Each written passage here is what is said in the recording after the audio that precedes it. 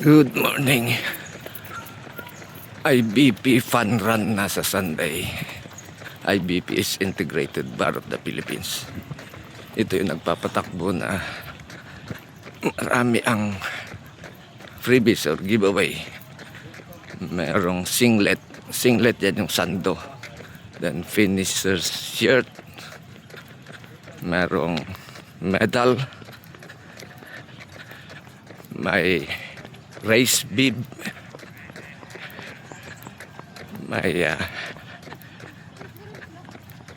May parapol pa ng Garmin watch.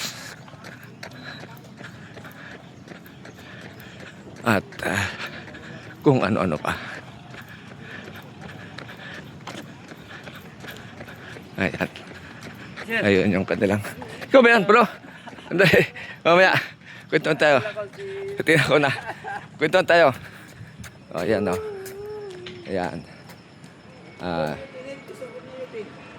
Registration fee 3K. Oh, sali ako rito.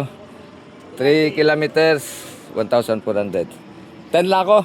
Kulang sa practice talaga. 10? Saka na ako mag 21K. Pwede mag-register dyan kailan bukas? Naka-register na ako. Oh, pwede. Kahit bukas, pwede. Hindi pa. 5K run, 1,600. Linggo siguro, pwede pa yan. 10 kilo. Ay, hindi na pwede. Pag linggo, hindi na. Takbuhan na yun eh. Sa gabi siguro, sa pado ng gabi, pwede Pwede pa. Pwede pa. 10 kilometers, 1,800 ang registration. 21 kilometers, Tamilito, sulit din. 2,000 pesos. O, yan o. Ang dami nilang giveaway. Ulitin ko ulit ha. May singlet. Yan yung sando. Finisher shirt. T-shirt yan. May manggas. May medal. Of course, may race bib.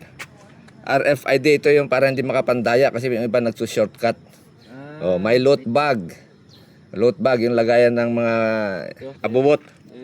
Ito pa, may special edition water bottle para sa 21 kilometers. Special. Para sa 21K runners. Yan.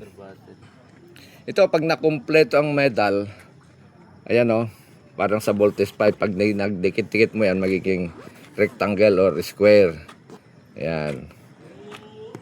Ang ating justice system sa Pilipinas, may 4 na haligi o pillars. 1, 2, 3, 4. Ayan. Protection and investigation. Reform and Isa-isahin natin. Truth and accountability. Yan. Protection and investigation. Kasi protection ng civilians. Okay? At protection ng lahat. Tapos kung may nag-commit ng crime, investigahan. Tapos pag na-investigahan, nakulong, merong reformation. Ayan.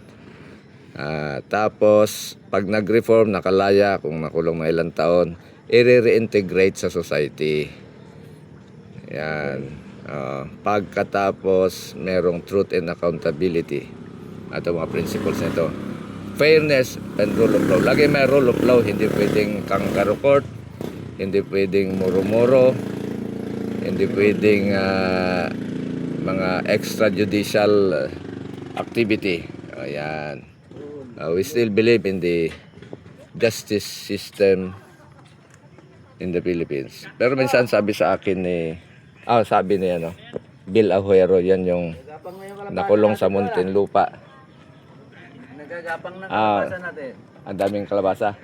Sabi ni Bill Ajuero, naging criminal yan tapos nakalaya, sabi niya, yung justice system daw natin hindi nakapagpabago sa tao. Pwede rin, pero yun yung Bible, tama sabi ni brother. Kailangan wala iba makapagpabago sa tao kundi yung word. Sino ba yung word? John 1:1. In the beginning was the word, Jesus Christ. And the word was with God. The word Jesus Christ was with Yahweh, Father God. And the word was God. Jesus was God. But God. Yun. John 8:32 sabi ni Brother Noli. Seek the truth, tell the truth, seek the truth, and the truth shall set you free. Yeah. Sino ba yung truth? Jesus pa rin. Jesus is the way, the truth, and the life. No one comes to the Father except through Jesus Christ. Ayan. Para parang heaven na rito sa lupa. Kailangan sundin ng tao yung law of the land and law of God. Pag nangyari yun, wala nang crime. Moral yun eh. Ganun yun. At saka, Yun ang magpapabago sa ating bansa. It's the word. physical Jesus Christ. Of course, we need the Holy Spirit. We need Yahweh. God bless all runners, walkers. moral law, and civil law. God bless yung mga nagda-diet kasi yung mga nagda-diet, ibig sabihin, yung tama yung kinakain. Hindi kumakain ng mga pinagbabawal ng Leviticus chapter 11. Amen. O yan. Para mababa ang buhay kasi kahit manalangin tayo manalangin, kumakain naman tayo ng bawal, wala rin.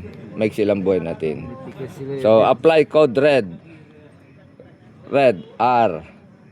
Rest for 6 to 8 hours a night. Tapos exercise. The best exercise is farming. Kasi naka-exercise ka na, may pera ka pa. Aani ka eh. Tapos zumba, running or jogging, walking. Yan. Tapos diet. Huwag kakain ng mga synthetic and organic commercial fertilizer. hindi fertilizer commercial na mga pagkain. Enumerate ko bawal ang bitsin, bawal ang kahit magbangkit ng brand baka mademanda tayo. Bawal ang soft drinks, bawal ang yung mga pampasarap na synthetic, bawal ang cobra, bawal ang mga energy drinks kasi sinisira nito ang ating kidneys. O yan, bawal ang alimango, alimasag, pusit, tahong, talaba, pitik, hipon, hipon swahe, kamaron. O yan, yan mga bawal. Uwi ka na? Papayan pa po. Sige, God bless. Tara, lakad na tayo. God bless all runners, God bless Palawan, God bless Philippines.